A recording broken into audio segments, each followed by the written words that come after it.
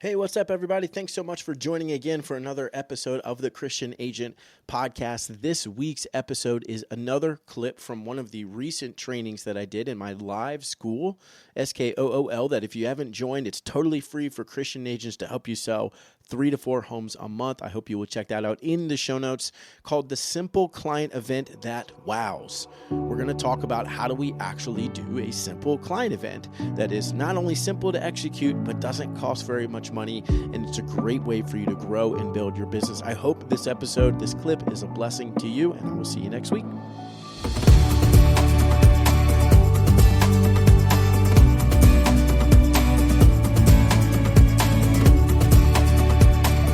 All right, so today we are talking about how to do a simple and easy client event.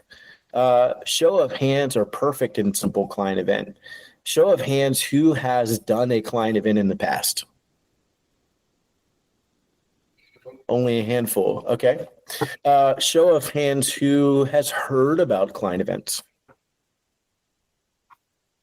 Okay, I was hoping that Rashida didn't raise her hand right away. I'm like, have you not heard about a client event? Okay. Show of hands, who would like to do client events? Okay. And final show of hands, who hasn't done one because they seem too expensive and complex? Okay. Yeah. All right. So today we're going to change that, right? Because client events don't need to be complex. They don't need to be expensive. And I know from 11 years of working by referral, when I started in this industry, I started with client events, and I started with really fancy client events. And guess what they didn't do? Give me more business than the really cheap ones that I do now, right? As I started to understand how this industry works, as I started to understand how to make everything simpler for me and less expensive, right? For anybody that knows me, I hate spending money unless it's on technology. Then that's a problem. But I hate spending money in my business unless I know it's necessary. So I was spending $2,500 to $5,000 per event early on in my career. And it got to 2018. I'd been selling 50 homes a year by referral. And I remember asking myself at the beginning of that year, I wonder what would happen if I just spent less money, right? Like, what's the actual benefit of these events? And so I started not only rearranging how I was doing the event, but I started learning and understanding the psychology and humanity behind it. And that year I cut my costs in half. And guess what happened? Same amount of people came, same amount of business, right? So the next year I was like, what if I even do it cheaper? How can I do that? Did it again, same amount of business, same amount of people, right? What I learned was there's two pieces to this, from a consumer side, from an agent side. The consumer side is the value is not in the fact that I'm throwing this massive expensive party. No doubt that can be fun. The value to a consumer is no one else is inviting me to events, right? I don't know about y'all. Maybe I'm just not that cool, but people aren't just randomly inviting me to events all the time, right? Like, hey, we want to buy you a movie. Come, bring your family, right? Hey, we want to take you to ice cream. Come and just do it, right? The value is the fact that humans as a whole, sadly, the average person has fewer than 2 close relationships per a bunch of surveys. The average person is just alone. And so what's the value of the event? The value of the event is me saying, I care enough about you to put something on for you, and I want you to come because I want to see you. That's the value. The cost is not the value, okay? From an agent, does that make sense? Yeah, cool. Thumbs up. Yeah, makes sense. And ask any questions to make me go deeper, whatever. From an agent side, the consistency I've heard as I've coached agents is, and that's why I asked earlier, they just seem too complex and they seem too expensive, right? So I'm just not going to do client events. I know I should do them. I know I should blah, blah, blah. They're too expensive, too complex. So we're going to fix that problem today. So here's what I want you to think about. First and foremost, okay, the cost of your event, in my opinion, I average $5 to $8 per person who attends. That's it, okay? And we're going to talk about super simple events. The purpose of a client event is twofold. Number one, it gives you an excuse to invite them. The most valuable piece of a client event is the invitation. It is not the attendance, it's the invitation. That's the most valuable aspect of throwing a client event. Okay. The fact that I get to reach out to them for a purpose, the fact that I have something to invite them to, the fact that honestly, they might be sad because they can't come, but it's okay because I have another one coming up. That's good. It leads to so many other things. It leads to my ability in April when I'm going to reach out and check on all my people to also have a reason and say, man, it was great to see you in March at our movie event. Or, hey, I'm sorry you missed it. Don't forget in June, we've got an ice cream social coming up, right? I'm always the center of this community building. Okay. So the invitation matters more than the attendance. That's number one. Number two is, though, it is by far the best leverage on your time. To see everybody all at once is way better leverage on your time than trying to individually be in front of people, right? When you have a database of whatever your database is, 50, 100, 200, doesn't matter. It's really hard to go have dinner with 100 people. You can see 50 people all at once at a client event. And when that many people or 20 people, it doesn't matter. My events were small when they started. It's great social proof. And what we've seen and what I've seen through research and study, social proof is an extremely valuable thing, right? When you, I use TripAdvisor for everything, but if you are going out of town and you want to find a hotel to stay in, for me, I look at TripAdvisor, right? And if 1,000 people I've never met, let me use a better example. So on Amazon, right? If I look on Amazon and I see two different things and they look the same, one has 1,000 reviews and one has 10, even if the 1,000 reviews is a little bit more expensive, what am I going to buy? The 1,000 reviews, right? People I don't know have said it's good, and so I just trust them. That's social proof. Social proof happens at events when they think, okay, I really like Rashinda. She's cool, but I don't know, is she a good agent or not? When there's 20 people there and they're all there because they all like Rashinda because she did a good job, guess what it's telling everybody else? Hey, you can feel confident about this person. She does a good job. We like her too, right? You're creating and cultivating community, and you're creating and cultivating social proof. Okay. Does that make sense? Thumbs up. Okay. So let's get to the good stuff. Here's what I've learned. Number one, you want to play host. You don't want to play organizer. Okay. Play host. Don't play organizer. Early on in my career, one of my challenges was I was coming up with these really elaborate ideas on client events. And what would happen when I'd actually show up to the event was I realized I had to run every aspect of this event to make sure that it worked, right? I had to coordinate with this person. We did one of our events, we did in my backyard. We had a caterer, we had a live band, we had an ice cream truck come, we had bounce houses, we bought a tent and put that up, right? And all of it fell to me, and it was really expensive. And so what happened? Maybe it was a great event, but what did I not do? I didn't get to see any of my people, right? Like I didn't get to spend any time with them. It totally defeated the purpose. They could have just gone to any random person's event, had the same experience, and not have seen me, and it would have been the exact same thing, right? Doesn't make sense. And so don't play the role of host. Don't play the role of organizer, right? Now, when I think about planning an event, and I'll walk you through every single event I've ever done to give you ideas, ones that worked, ones that didn't. But now when I plan an event, it has to be the least amount of effort on my part possible. So, for example, one of the things we shifted to, as I mentioned, in June, I've done, for 4 years in a row, I've done an ice cream social. So what does it mean? I don't want to be the organizer. I want to be the host. I call a local ice cream shop down the road from here, and I say, we're coming again, right? From 11 to 1, we want to come on this Saturday in June. Can I do that? I'll give my people tickets. When they come in, they order their ice cream, and then at the end, I'll pay you. We're like, of course you can. Cool. Can I put my sign out front? Yeah, 100%. Awesome. So what is my responsibility now? Literally nothing other than inviting people. I show up, I sit out front, I have ice cream, obviously, because my wife won't let me other times. No, I'm just kidding. Sorry, babe, if you'll never watch this. What am I saying? So that doesn't matter. I can say whatever I want. It's awesome. Freedom. So all I do is I sit out front with my ice cream. My kids are running around. They're getting ice cream. And people are walking up and say, it's great to see you, man. How are you guys doing? Right? Oh, we're great. Garrett, thank you so much for putting this event on. Of course. Guys, go inside, get your ice cream, right? And come back out and let's hang out. Let's catch up. That's it. For 2 hours, that's it. I'm just hanging out with my people, right? And I'm providing them ice cream. Not only is the law of reciprocity really powerful, right? If you give me something, I feel like I better give you something back. It's totally real. It's the fact that I'm providing them something for fun that they might want to go do anyways. Now, when I share my ideas and what we're doing, it doesn't mean it's going to work for all of you, right? Let's say Dave's audience is older or way younger, well, probably older because you're 81. So if Dave's audience, if I've used that so many times, it's still funny. Steve thinks it's funny. Okay, so if your audience is way older, right? I mean, they probably like ice cream, but maybe you're not doing ice cream, or maybe the kind of movie you're going to show is different. Or, if you work with a bunch of singles, you're not going to do a family photo event probably, right? Like, be intentional with who your people are. The point is, play host, don't play organizer. Like anything in business, in my opinion, if it becomes too complex, don't do it. If you can't essentially show up, pay for it, and then engage your people and not worry about anything else, that's too complex of a party. Okay? Questions on that?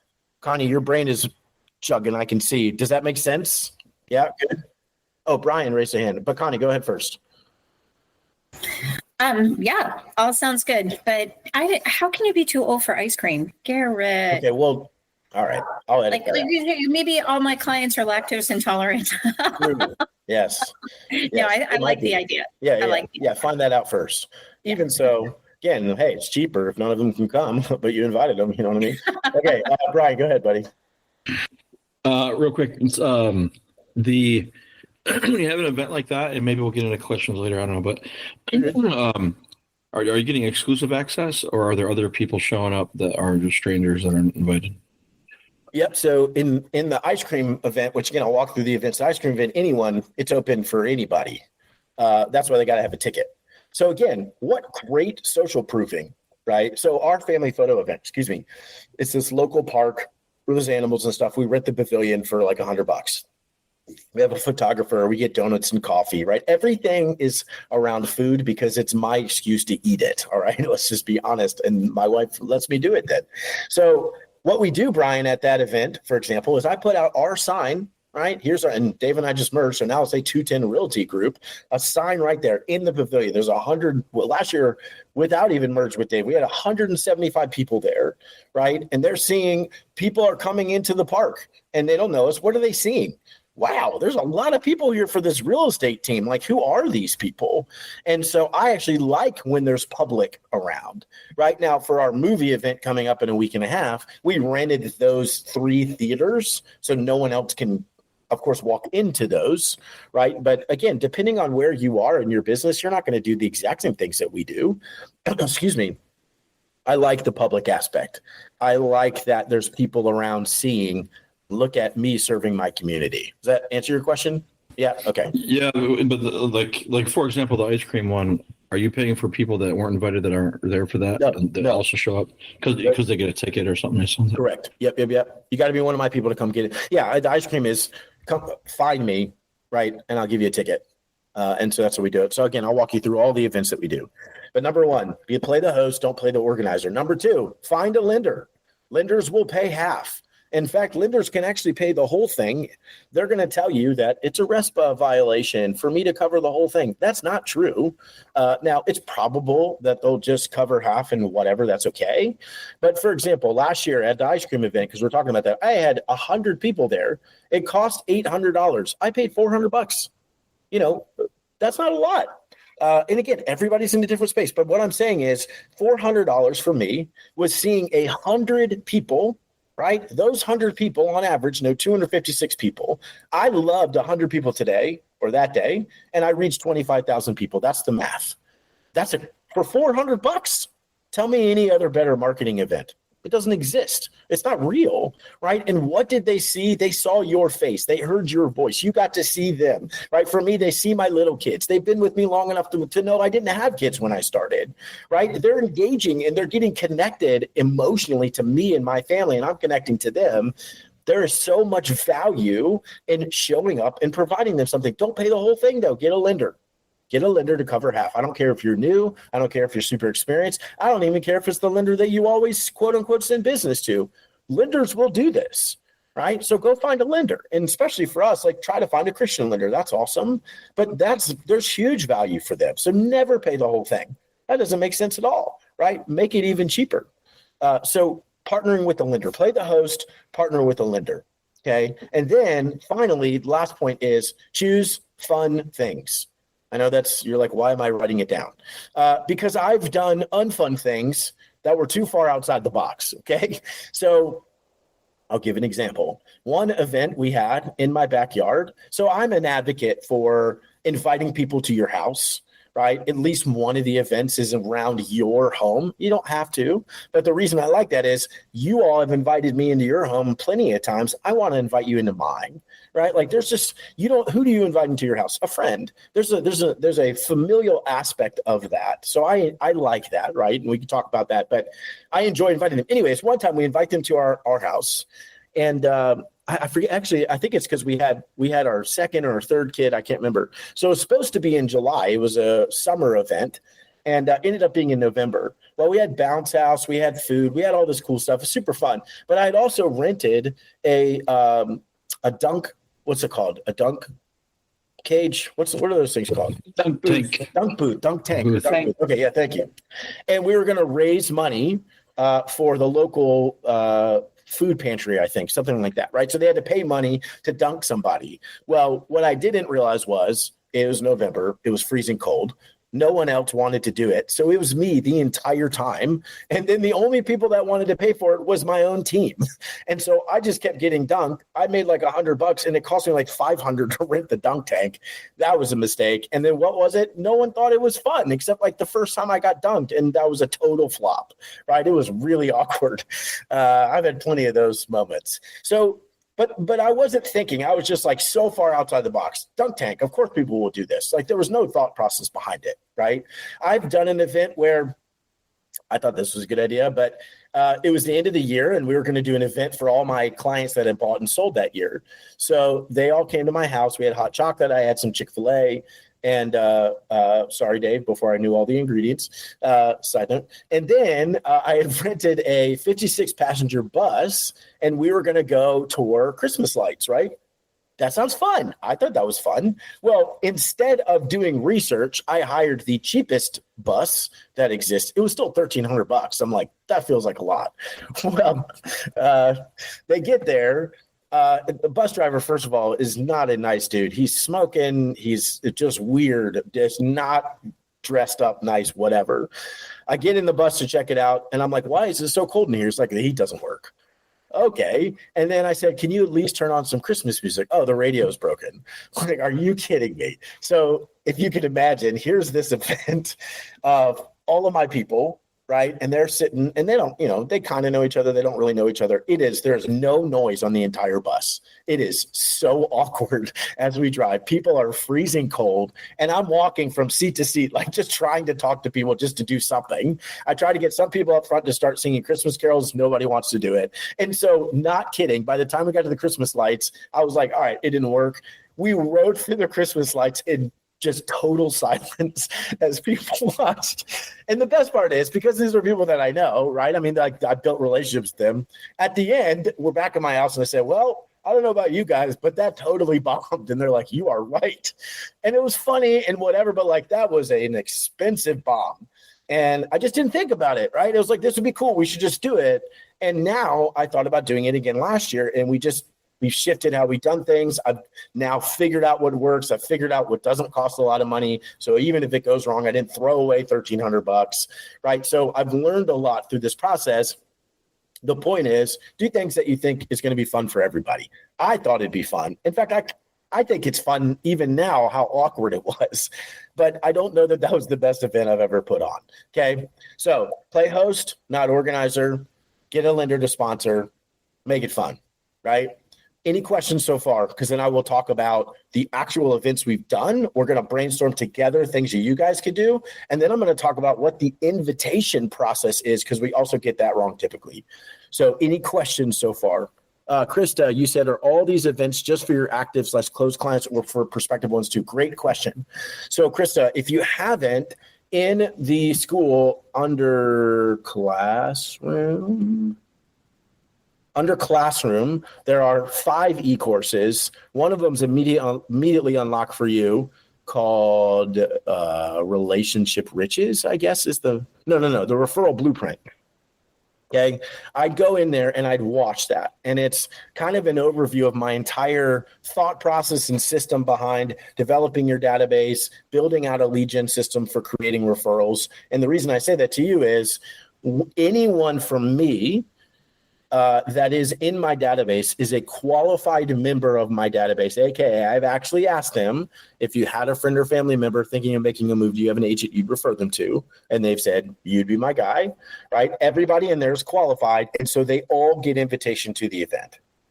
Hopefully that answers it, right? So it's not prospective versus past or whatever. It's, yeah, if you're a past client, you're in my database as well. Yep, you're welcome, Krista. You're in my database as well. But also, if I just know you from church and we've had that conversation, then you're in my database too. And in fact, I don't want to get off topic. That's a really great way to add people to your database. I've done that as a side note in the church because it's weird for me. We've done a podcast episode. If you want me to post, I can, on how do you lead generate in the church? Is that appropriate, right? Because the church is not for that, but there's relationships there. So for example, one of the ways I've added people to my database through the church is gone to them and say, genuinely, man, I'm sorry. I love you. You're a good friend of mine, right? We're in Bible study together. And I realize I'm sending out all these events to everybody and inviting them to come to this cool stuff. And I've never sent one to you just because I've never asked, do you have an agent you refer a friend or family member to? And every time they're like, yeah, it'd be you. And I'm like, dude, that's totally on me. Why did I not invite you to begin with? Right? Man, let me grab your information and make sure that you get those invites in the future.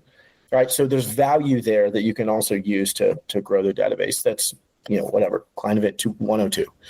Good question. Any other questions about the broader kind of thought process behind events? No, good. Okay. All right. So I'm going to walk you through some events that I've done and stop me at any point if you want more details. And I'll tell you the ones that I think work really well. Here's the 4 events that I do right now every single year.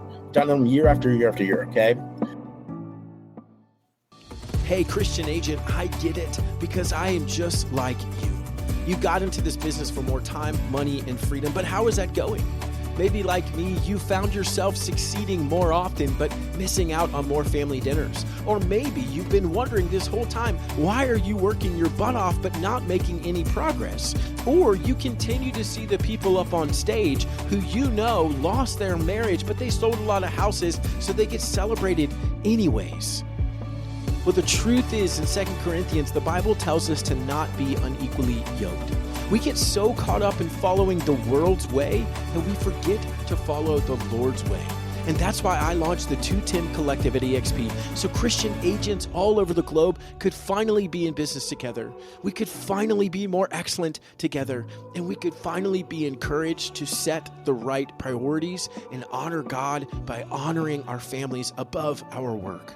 So if you're ready to take your business to the next level and you want to learn, grow, and connect with other Christian agents, I'd love to talk with you. Head over to 210collective.com/podcast or click the link in the show notes to text me directly and book a call. You're not going to be talking to some member of my team. You'll be talking with me directly, and I promise to shoot you straight. I'd love to talk to you how we can get you plugged into an amazing community of agents who share your values and vision. So click that link in the show notes. Text me, set up a time to chat. I would love to connect with you. Until next time, keep building your business with purpose and faith.